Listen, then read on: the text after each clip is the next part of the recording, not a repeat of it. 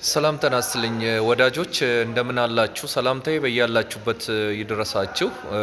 ፎሎም ሼርም ላይክም የምታደርጉ እና ይሄ ፕላትፎርም ወይም እኔ እየተጠቀምኩ ያለሁበት ከፍ ብሎ ብዙዎቻችን እንድንገናኝበት ስላደረጋችሁ በጣም አመሰግናለሁ። አሁንም ፎሎ ያላረጋችሁ ሰዎች ፎሎ አድርጉ። እንደው ሶሻል ሚዲያ ላይ ዞር ስል አንዳንድ ነገሮችን ሳይ ሀሳብ መስጠት ሳትፈልጉ ሀሳብ የሚያሰጣችሁ ነገር አለ።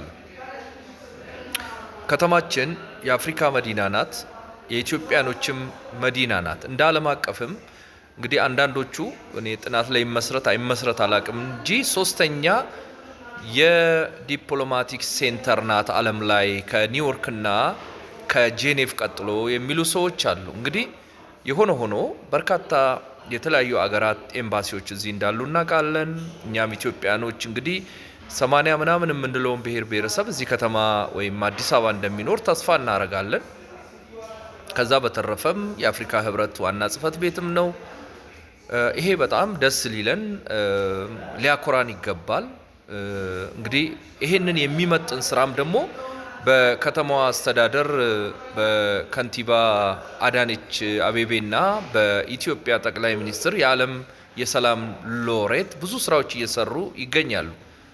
በተለይም የኮሪደር ልማቱ፣ የወንዝ ዳር ልማቱ፣ የተለያዩ እድሳቶች፣ የአዳዲስ መንገዶች በርካታ ነገሮችን እያየን ያለነውና ከተማዋን ስሟን ወይም ተቀማጭነቷን የተለያየ መስሪያ ቤት ማለቴ ነው የተለያየ ዓለም አቀፍ ድርጅቶች መቀመጫነቷን በሚመጥን መልኩ እየተሰራ ነው ያለው። ያው ምድር ላይ ስላለ ምንም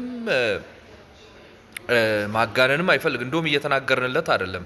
በርካታ ቆንጆ ስራዎች እየተሰሩ በዛ ልክ ሚዲያዎችም እኛም ግለሰቦች እየተናገርን አይደለን። ይሄ ልክ አይደለም። በደንብ ይሄ ጎልቶ መታየት መቻል አለበት። እኔ በተለይ የወንዝ ዳር ልማቱን በጣም ከሚያደንቁ ሰዎች አንዱ ነኝ። ይሄን ካልኩ ዘንዳ እዚህ ከተማ ውስጥ አልፎ በሶሻል ሚዲያ ላይ የማየው ነገር አለ ከጸጥታ አካላት ጋር የተያያዘ። ድሮ በብዙ ይወቀስ የነበረው የፌዴራል ፖሊስ ነው በህወሓት ኢህአዴግ ዘመን። አሁን የፌዴራል ፖሊስ እውነቱን ለመናገር እንዲህ አድርጓል ተብሎ ሲወቀስ ስሙ ሲነሳ ሰምቼ አላቅም። የከተማዋ ፖሊሶችም ምናልባትም 99.99 ከመቶ ባልሆነ ነገር ሲወቀሱ አልሰማም። አልፎ ግን አንዳንድ የጸጥታ አካላት ምናልባት አንድም ሰው ሁለትም ሰው ሊሆን ይችላል በተለያየ መንገድ ሰውን አቢዩስ ሲያደርጉ ህግን ሲያስከብሩ ማስከበር ባለባቸው ልክና ህግና ደንቡ በሚፈቅድላቸው ብቻ ሳይሆን ከዛም አለፍ ብለው ከነዋሪዎች ጋር ከዜጋው ጋር ሰጣ ገባ ውስጥ ሲገቡ ቪዲዮዎች እየተቀረጹ እየወጡ እናያለን። መንግስትም እንደ መንግስት ይቅርታ የሚጠይቅበት አልፎ አንዳንድ ቪዲዮዎችን እያየን ያለ ነው። ከዛ በተረፈም የከተማዋ ደንብ የሚባሉትም እንዲሁ ነዋሪውን በተለያየ መንገድ ሲያዋክቡ እየሰማን እንገኛለን። እነሱም ቢሆኑ 99.99 ከመቶ በሚባል ደረጃ ከተማዋ ሰላም ውላ እንድታድር ህገወጥ ስራዎች እንዳይሰሩ የሚለፉ የሚጥሩ ስለመሆናቸው ብዙ ምስክር መጥራት ይቻላል።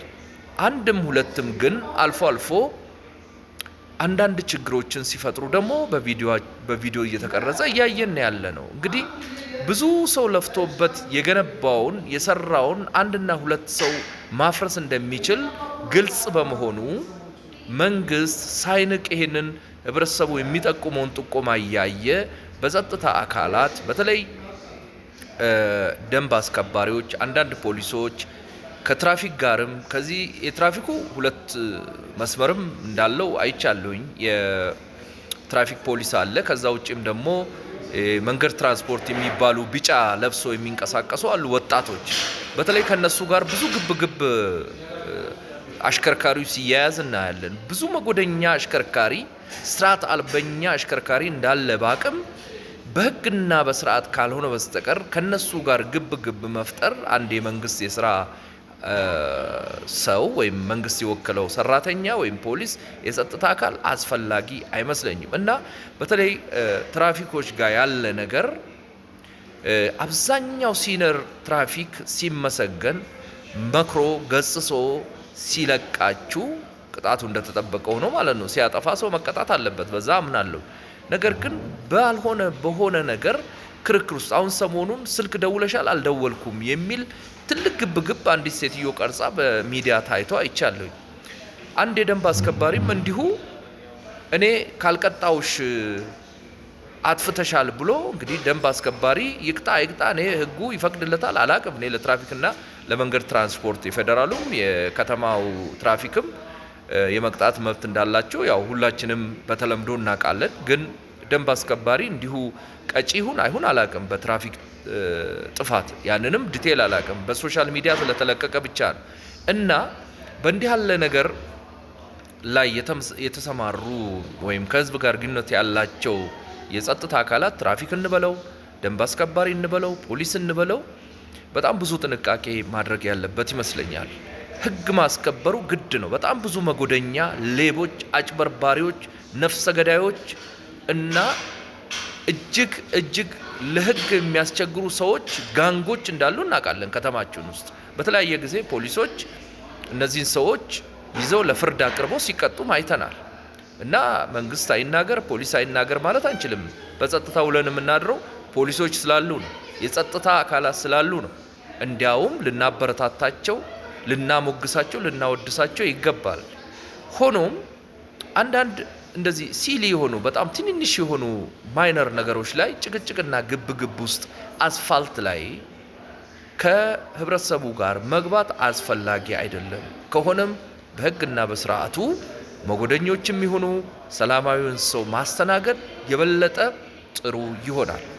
እናም በተለይ ከትራፊክ ጋር የሚያያዘውን ነገር አጥፍታል አላጠፋውም የሚለው ግብግብ በየቀኑ እየበረታ በመምጣቱ ቅጣቱም ከፍ ያለ በመሆኑ እኔ የአዲስ አበባ ፖሊስ ኮሚሽነር ጉዳዩን እንደው በጣም በሲሪየስሊ ቢያዩ። አሁን እየተወራ ያለው በቃ መንግስት ቅጣት ለመሰብሰብ ስለሚፈልግ ገንዘብ በጣም ስለቸገረው ሳናጠፋ ሁሉ ይቀጡናል የሚል ነገር አለ። ከዚህ ውስጥ እንደው 5% 10% እንኳን እውነት ከሆነ አደጋ አለው። ስለዚህ በህብረተሰቡና በመንግስት መካከል በህብረተሰቡና በፖሊስ መካከል አላስፈላጊ ንትርክ እንዳይፈጠር ሰው የሚቀጣበት ግልጽ ነው። የትራፊክ ህጎች ግልጽ ነው። ማንም ምን ሲያጠፋ እንደሚቀጣ ይታወቃል። ነገር ግን ማረጋገጫ በሌላቸው እና በትክክልም ጥፋት ነው ብሎ አንድ ግለሰብ በማያምንበት ሁኔታ ውስጥ አዎ ስልክ ደውላል፣ ስልክ ተነጋግራል ምን የሚሉ ሌላ ተጨማሪ ሌላ ሶስተኛ ወገን ምስክር የሚፈልግበት ለምሳሌ ቴሌ ወይም ስልክ አቅራቢ ድርጅቶች አዎ በዛን ሰዓት ተደውሏል አልተደወለም በዚህ ደቂቃ የሚል ጥያቄ በሚያስነሳበት ውስጥ ግርግርና ሁካታ መፍጠር እኔ ጥሩ አይመስለኝም። ስልክ እየደወሉ ማሽከርከር አደጋ ነው። ለሰውየውም ለሌላ ለሶስተኛ ወገንም አደጋ ነው። ያ በፍጹም አይበረታታም፣ አላበረታታም። መቀጣትም እንዲያውም መንጃ ፈቃዳቸው መቀጣት ሁሉ ያለባቸው ሰዎች እንዳሉ ይገባኛል። ነገር ግን ያላደረጉና ያደረጉትን የምንለይበት ሁኔታ መፈጠር መቻል አለበት። እኔ ይህንን የምለው መንግስት ያለ አግባብ እንዳይወቀስ፣ የጸጥታ አካላትም ለህዝቡ ሰላም ወጥቶ መግባት እየሰሩ እየለፉ በአንዳንድ ልክ ባልሆኑ በጣም ጥቂት ወይ አንድ ሁለት ሰዎች ስማቸው እንዳይጠፋ ስለምፈልግ ነው። እና ሁሉ ነገር እንደው እስከ መጨረሻው ጥግ ተሄዶ በእልህ ባይሰራ ጥሩ ነው። የህብረተሰቡ ሮሮ ውስጥ እየገባ ከሄደ እዛም እዚህም ዞሮ ለሀገር ሰላም ደህንነትና ወጥቶ መግባትም ጠንቅ ስለሚሆን እንደው አንዳንድ ነገር የበላይ ኃላፊዎች ብታዩ ብትፈትሹ ብትመረምሩ የተቀጣ ሁሉ ጥፋተኛ ነው ወደሚል ኮንክሉዥን እንዳንገባ ይህንን ለማለት ነው። ሰላም በያላችሁበት ይሁንላችሁ። ፕሊዝ ሼር ኮፒ ሊንክ አድርጉና ለሚመለከተው አድርሱ። ገለቶማ የቀነለ